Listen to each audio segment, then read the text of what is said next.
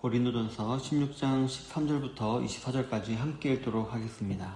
시작. 깨어 믿음에 굳게 서서 남자답게 강건하라. 너희 모든 일을 사랑으로 행하라. 형제들아, 스데바나의 집은 곧 아가야의 첫 열매요 또 성도 섬기기로 작정한 줄을 너희가 아는지라. 내가 너희를 권하노니 이 같은 사람들과 또 함께 일하며 수고하는 모든 사람에게 순종하라. 내가 스데바나와 브드나도와 아가이고가 온 것을 기뻐하노니 그들이 너희의 부족한 것을 채웠음이라. 그들이 나와 너희 마음을 시원하게 하였으니 그러므로 너희는 이런 사람들을 알아주라. 아시아의 교회들이 너희에게 무난하고 아골라와 브리스가와 그 집에 있는 교회가 주 안에서 너희에게 간절히 무난하고 모든 형제도 너희에게 무난하니 너희는 거룩하게 입맞춤으로 서로 무난하라. 나 바울은 친필로 너희에게 무난하노니 만일 누구든지 주를 사랑하지 아니하면 저주를 받을지어다. 우리 주여 오시옵소서. 주 예수 그리스도의 은혜가 너희와 함께하고 나의 사랑이 그리스도 예수 안에서 너희 무리와 함께할지어다. 아멘. 오늘은 본문을 중심으로 해서 예수님의 다시 오심을 바라는 성도, 예수님의 다시 오심을 바라는 성도라는 제목으로 하나님 말씀을 나누기를 원합니다. 오늘 읽은 본문 13절부터 바울은 이제 고린도 교회를 향한 마지막 권면을 시작합니다. 그동안 고린도 교회 내에 있던 타당의 문제, 음행의 문제, 이단의 문제, 은사의 문제, 그리고 이 모든 것을 해결하는 의미로서 주님의 몸된 교회의 하나됨과 그리스도의 죽음과 부활을 강조했었습니다. 이제 마지막으로 바울은 마지막 당부를, 인사를 건네고 있는데요. 그리고 그 인사의 내용 가운데에는 우리 성도들이 항상 잊지 말아야 될 내용을 언급하고 있음을 알 수가 있습니다. 왜냐하면 이단의 위협과 로마의 위협으로부터 우리의 육체를 보존하는 것도 참 중요하겠지만 다시 재림하실 주님과 부활의 첫 열매이신 예수님과 같이 부활하게 될 그날까지 우리의 믿음을 잘 지켜 생명의 근원인 마음을 보존하는 것도 실로 중요한 것이기 때문이었습니다. 즉 바울은 이 종말의 때에 우리 주님이신 예수님의 다시 오심을 바라는 성도들이라면 마땅히 어떻게 살아가야 하는지를 지금 알려주고 있는 것입니다. 예수님의 다시 오심을 바라는 성도들은 첫 번째로 믿음에 굳게 서야 합니다. 본문 13절부터 14절에 보면 깨어 믿음에 굳게 서서 남자답게 강건하라. 너희 모든 일을 사랑으로 행하라 라고 기록을 하고 있습니다. 성도 여러분, 믿음이 없이는 하나님을 기쁘시게 할 수 없다고 했습니다. 그리고 믿음 없이 행하는 모든 것들은 다 죄라고 했습니다. 또한 예수님께서도 인자가 올 때에 세상에서 믿음을 보겠느냐라고 말씀하셨듯이 저 여러분들의 구원에 있어서 가장 중요한 표지라 볼 수 있는 이 믿음은 우리가 무엇보다도 잘 지켜야 할 것입니다. 이러한 의미에서 바울은 본문에서 이 믿음을 지키는 것을 믿음에 굳게 서는 것이다 라고 표현을 하고 있습니다. 즉 믿음의 반석 위에 굳게 서서 흔들리지 않아야 한다라는 의미일 것입니다. 그런데 바울은 이와 같이 믿음이 흔들리지 않도록 잘 지켜야 된다라는 말을 세 가지 다른 말로 동어 반복하며 강조를 하고 있습니다. 먼저는 깨어있으라 라고 말을 하고 있습니다.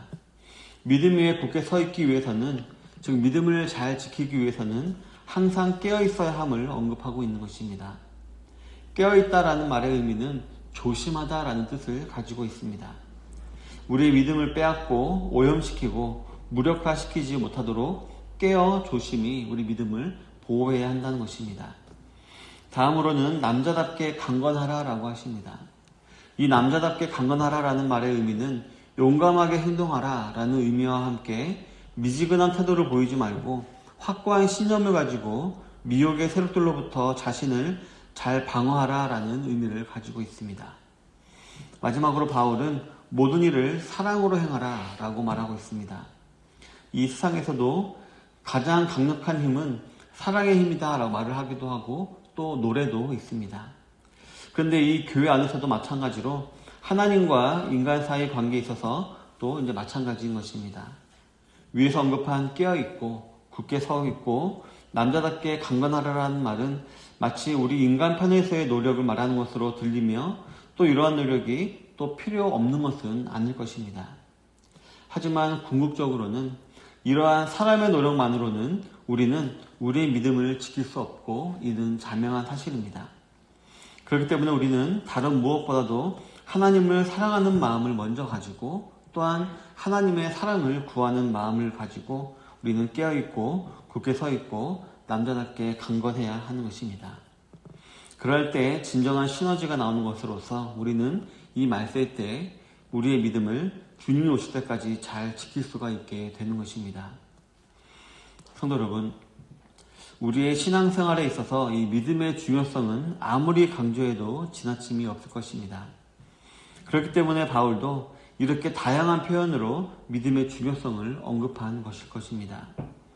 부디 오늘 하루도 믿음 위에 굳게 서서 흔들리지 않는 믿음을 소유하기 위해 온 힘을 다하시는 우리 성도님들이 되시기를 바라겠습니다. 예수님의 다시 오심을 바라는 성도들은 두 번째로 복음을 위해서 헌신해야 합니다. 본문 15절부터 18절에 보면 바울이 몇몇 사람을 소개하는 것을 볼 수가 있습니다. 그리고 단순한 안부만을 전하는 것이 아니라 그들이 가지고 있는 미덕을 소개해 주는 것 같은 인상도 우리가 받게 됩니다. 즉 예수님의 다시 오심을 바라는 성도들이라면 마땅히 헌신해야 하는 삶을 살아야 한다라고 말하고 있는 것입니다.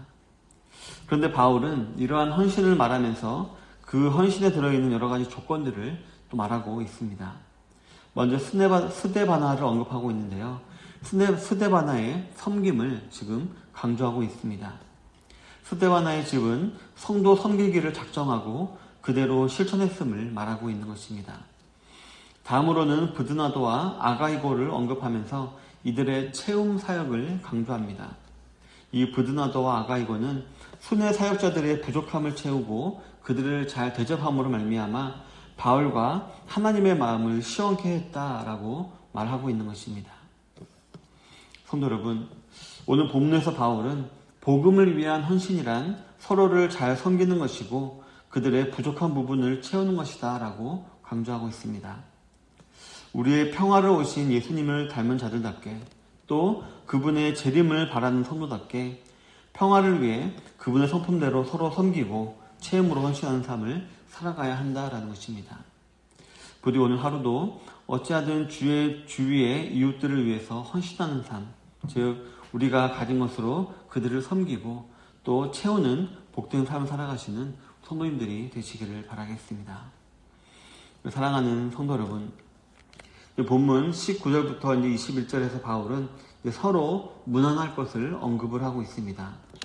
저 유명한 아골라와 브리스가와 같은 자들을 필두로 한 모든 성도들이 너희 고린도 교회를 위해 기도하고 있고 또 무난하고 있으며 또 자기도 무난하고 있으니 너희 고린도 교인들도 같이 화평하여서 하나가 됨을 이루기 위해 또 주 안에서 하나된 형제 자매들을 위해 기도해야 한다라고 말을 하고 있는 것입니다. 그리고 이러한 무난 기도 역시 예수님의 다시 오심을 바라는 성도들의 주된 특징이 되는 것을 말하고 있는 것이라 볼 수 있습니다. 그렇다면 이 외에도 이렇게 마지막으로 기도를 말하면서도 이 외에도 예수님의 재림을 바라는 성도들에게 반드시 나타나야 하는 특징은 또 무엇이 있을까요? 그것은 바로 사랑입니다. 본문 22절에 보면 바울은 만일 누구든지 주를 사랑하지 아니하면 저주를 받을지어다 라고 기록을 하고 있습니다.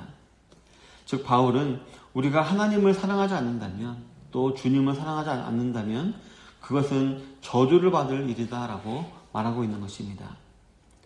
하나님께서 하지 말라고 하는 것을 범하는 것만이 죄가 아니라 하나님이 하라고 하는 것을 하지 않는 것도 죄라는 사실을 우리가 다시 한번 상기해 본다면 우리가 하나님을 사랑하는 것은 우리 성도가 해도 되고 안 해도 되는 것이 아니라 반드시 실천해야 될 중요한 덕목이 된다는 것입니다. 그리고 하나님을 사랑한다라고 말을 하면서 이웃을 사랑하지 않는다는 것은 거짓말하는 자이듯이 진정으로 예수님의 재림을 원하는 성도들이라고 한다면 이 사랑이라는 성품을 베푸는 데에는 그 어떤 제약도 없어야 할 것입니다. 그리고 그러할 때에 이러한 하나님의 사랑은 주님의 몸된 교회를 건강하게 하고 또 화평의 덕을 세우게 하는데 요긴하게 쓰임받게 될 것입니다. 그리고 이는 우리 성도들의 사명의 궁극적 완수가 될 것입니다. 그렇기 때문에 바울은 최종적으로 22절 하반절에서 마라나타, 즉 우리 주여 어서 오시옵소서라고 외쳤습니다.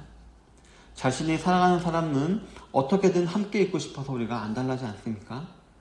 마찬가지로 그 누구보다도 하나님을 사랑했던 바울은 고린도 교회에도 이러한 하나님 사랑을 추구하는 마음과 그로 인한 교회의 공동체 회복을 위해 주님이 다시 오실 날이 앞당겨지기를 그 누구보다도 원했던 것이었습니다.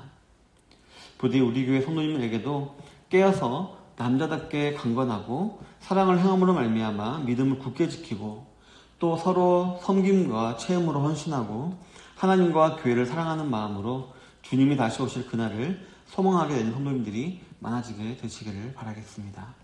그래서 우리 주 예수 그리스도의 은혜와 사랑이 우리 성도님들과 항상 함께하여서 풍성하고 행복한 하루하루를 살아가시는 우리 성도님들이 되시기를 주님의 이름으로 축원합니다. 아멘.